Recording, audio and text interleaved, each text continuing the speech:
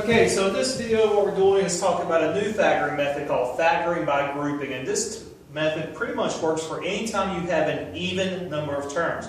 For example, in this problem I have 4 terms. It would also work for 2 terms, 6 terms, 8 terms, etc. So pretty much factoring by grouping can also be known as the reverse box.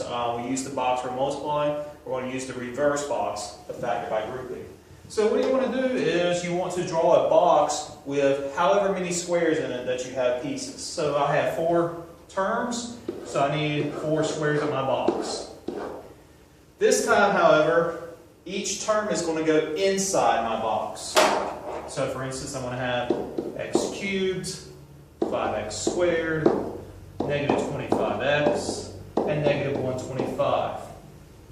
The order doesn't really matter here, just make sure you capture all of the terms inside your box. So now what you want to do is pull out what's called the greatest common factor, or GCF, out of each row and each column. Okay, so GCF out of my top row is x squared, and GCF out of my bottom row is negative 25. GCF out of my left column is x. And GCF out of my right column is 5. Now, the only bad thing about factoring by grouping is it's not perfect. So anytime you do this using the reverse box, you need to double check it. And what I mean by this is you need to go through and use your outside pieces and multiply those together and make sure you generate all of the inside pieces you're supposed to have. Because sometimes, not often, but sometimes you'll have to flip a few things around, change a negative sign or pull out a different GCF, something like that. So let's just do a quick double check. X squared and x is x cubed. X squared and 5 is 5x squared. And x and negative 25 is negative 25x. And negative 25 and 5 is negative 125. So I pull out the correct GCFs. Do not have to change any signs, positive or negative. So my 2 factors right now are x squared minus 25 and x plus 5.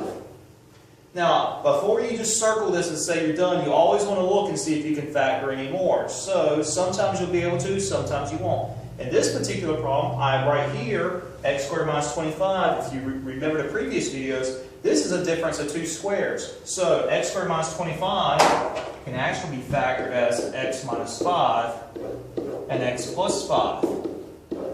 Now, if you need help with difference of 2 squares, again, go back to that particular video. Otherwise, this should be no problem for you. And then this x plus 5 again just falls down. Okay, so you can circle this and say, hey, this is your final answer. Or x plus 5 and x plus 5, well, that's the same thing as saying x plus 5, quantity squared, and then x minus 5. Just comes down. Either way, these are both valid answers. And that's it for this video. Grouping's pretty easy.